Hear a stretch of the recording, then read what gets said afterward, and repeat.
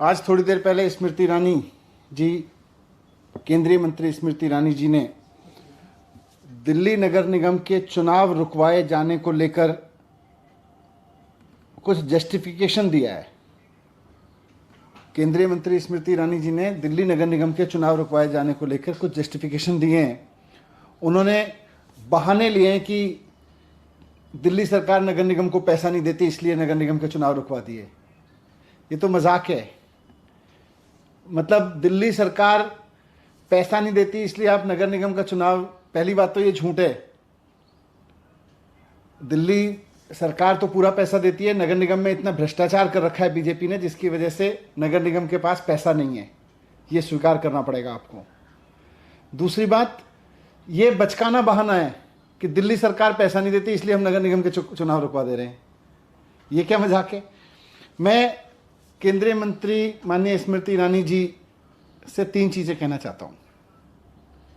उन्होंने जस्टिफाई किया है कि चुनाव रुकवा के बीजेपी ने सही किया है, एमसीडी का चुनाव रुकवा के बीजेपी ने सही किया है। पहली बात तो मैं उनसे कहना चाहता हूँ कि मैडम, ये कांग्रेसियों की तरह रोना बंद करो। जब देखो हाय रे, मर गए रे, पिट गए रे, सरकार ने पैसा नहीं दिया रे, ये तो कांग्रेसियों की आदत है। आप कांग्रेसियों की तरह रोने लगे। कांग्रेसियों की तरह रोना बंद करो और हिम्मत से नगर निगम चलाओ जितने दिन आपके पास में बचे हैं। काम आपकी सरकार ने कुछ किया नहीं। 15 साल आपको बीजेपी को मौका दे के देखा, दिल्ली के लोगों ने बीजेपी को, वहां काम आपसे किया नहीं। और जब 15 साल बाद जनता आपको हटाने का मन बना चुकी है और अरविंद केजरीवाल जी को एमसीडी में देखना चाहती है, एमसीडी में भी केजरीवाल का नारा लगा रही है, तो फिर आप हाय रे, मर गए रे, केजरीवाल ने पैसे नहीं दिए रे, दिल्ली सरकार ने पैसे नहीं दिए रे, पैसे नहीं मिले रे, पैसे नहीं मिले रे, तनख्वाह नहीं मिली रही। अरे आपका लोगों ने भ्रष्टाचार इतना कर रखा है, पैसे कहां से आएंगे? आपके पास पैसे बचेंगे कहां से? तो पहली बात तो मैं आपको यही कहना चाहता हूं कि कांग्रेसियों की तरह रोना बंद कीजिए मैडम।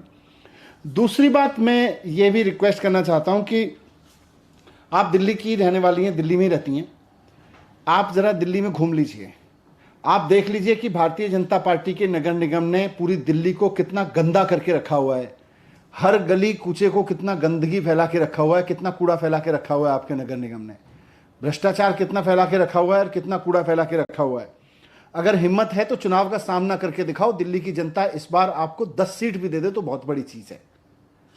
आपको भी इस बात का पता है कि इस बार दिल्ली की जनता भारतीय जनता पार्टी को नगर निगम में 10 सीट भी नहीं देने वाली है, इसीलिए आप चुनाव से भाग रहे हो। तो दूसरी चीज मैं कहना चाहता हूं, चुनाव से भागो मत। हिम्मत है तो चुनाव लड़के दिखाओ। ये चुनाव आयोग को धमका के, चुनाव आयोग को ऊपर दबाव बना के आपने जो चुनाव टालने की कोशिश की है, उसको रुकवाया है, ये ठीक नहीं है। लोकतंत्र में राजनीतिक पार्टी के पास सबसे बड़ी ताकत चुनाव होता है। अगर आपको लग रहा है कि आपकी पार्टी में जीतने का दम है, अगर आपको लग रहा है कि भारतीय जनता पार्टी लोगों की पसंद है, तो फिर चुनाव से भाग क्यों रहे हैं? डर के क्यों भाग रहे हैं? चुनाव से लड़िए ना। चुनाव होने दीजिए तय समय सीमा पे। चुनाव आयोग को धमका के आपने चुनाव रुकवा दिया और फिर कह रहे हैं हम तो जीते हुए लोग हैं। आप डरे हुए लोग हैं, आप भागे हुए लोग हैं, आप चुनाव से भाग रहे हैं। दूसरी चीज ये, और तीसरी और इंपॉर्टेंट चीज, आज देश को यह पता चलना चाहिए कि आखिरकार भारतीय जनता पार्टी ने और केंद्र सरकार ने दिल्ली के चुनाव आयोग को आखिर क्या धमकी दी है।